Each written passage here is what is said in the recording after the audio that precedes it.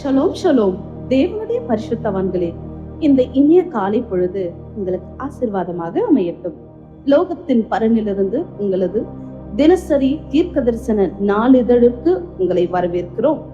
ஞாயிறு 29 சிவா, ஜூன் 14. மற்றவர்களுக்கு பராமரிப்பும் கவனமும் செலுத்துங்கள். மத்தேயு 25:40. அதற்கு ராஜா பிரதியுத்தரமாக, மிகவும் சிறியவராகிய என் சகோதரனான இவர்களில் ஒருவனுக்கு நீங்கள் எதை செய்தீர்களோ அதை எனக்கே செய்தீர்கள் என்று மெய்யாகவே உங்களுக்கு சொல்கிறேன் என்பார். நீங்கள் மிகவும் வெற்றிகரமாகவும் மகிழ்ச்சியாகவும் இருக்க வேண்டும் என்பதே தேவனுடைய விருப்பம். இதன் மூலம் நீங்கள் மனம் சோர் அடைந்த மற்றவர்களுக்கு உதவ முடியும். ஏனெனில் அவர், நான் உன்னை ஆசீர்வதித்து உன் பெயரை பெருமைப்படுத்துவேன், நீ ஆசீர்வாதமாய் இருப்பாய், ஆதியாகமம் 12:2 என்று கூறியுள்ளார்.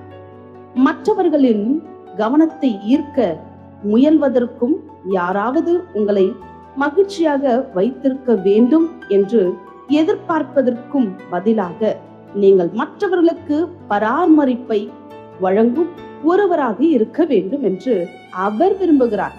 மற்றவர்கள் தங்கள் மீது அக்கறை காட்டவில்லை என்று நினைத்து விரக்தி அடைகிறவர்கள் இருக்கிறார்கள்.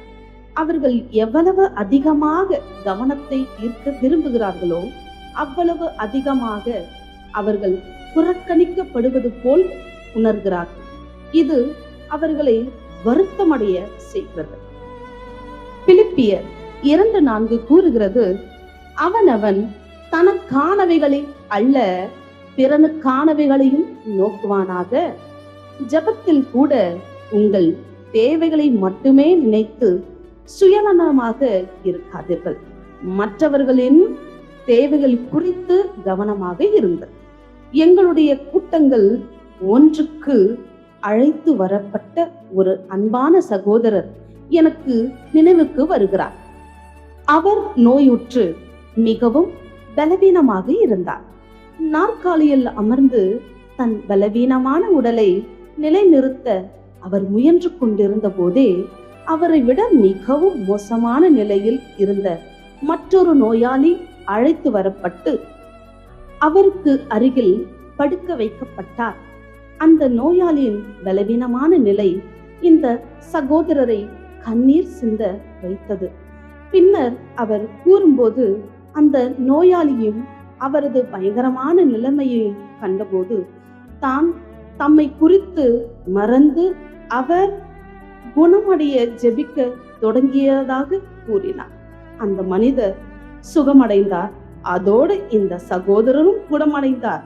நீங்கள் மற்றவர்களை பற்றி அக்கறை கொள்ளும் போது தேவன் உங்கள் சொந்த விருப்பங்களை கவனித்துக் கொள்வார்.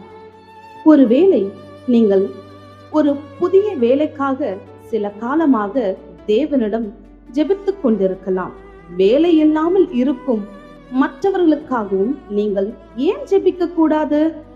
உங்கள் குடும்பத்தில் உள்ள பிரச்சனைகளால் சோர்ந்து போவதை விட உங்கள் சுற்றி உள்ள மற்ற குடும்பங்களுக்காக ஜெபிக்க தொடங்குங்கள். இந்த விழிப்புணர்வுடன் நீங்கள் வாழும்போது நீங்கள் கேட்காமலேயே உங்கள் வாழ்க்கையில் அற்புதங்கள் நடக்கும். ஹல்லேலூயா. மற்றவர்களுக்கு உதவும் அளவுக்கு எப்போதும் கிருபை உள்ளவர்களாகவும் அவர்கள் மீது அக்கறை காட்டும் அளவுக்கு அன்பு உள்ளவராகவும் இருங்கள். உங்கள் உலகிற்கு ஆசீர்வாதம், அன்பு மற்றும் பராமரிப்பை வழங்கும் தேவனுடைய நீட்டப்பட்ட கரமாக நீங்கள் இருக்கிறீர்கள். இன்று உங்களை பற்றி இவ்வாறு நினைத்துக் கொள்ளும்.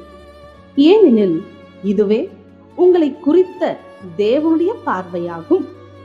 தீர்க்க தரிசன அறிக்கை.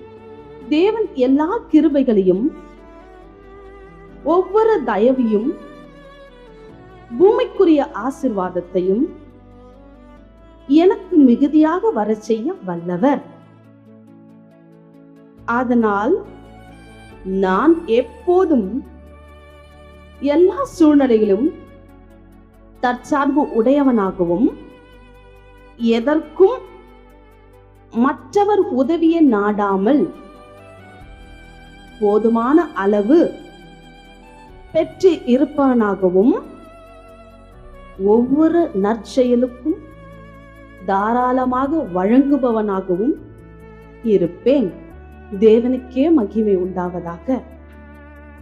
மேற்கொண்ட தியானம் மத்தேயு 7:12. 365 நாள் வேத வாசிப்பு திட்டம். இன்றைய உங்கள் வாசிப்பு திட்டம் யாக்கோபு 1-3 அதிகாரங்கள். அன்பான பரிசுத்தவான்களே, நீங்கள் பிரகாசமான மகிமையில் ஜொலிப்பதற்காக படைக்கப்பட்டீர்கள்.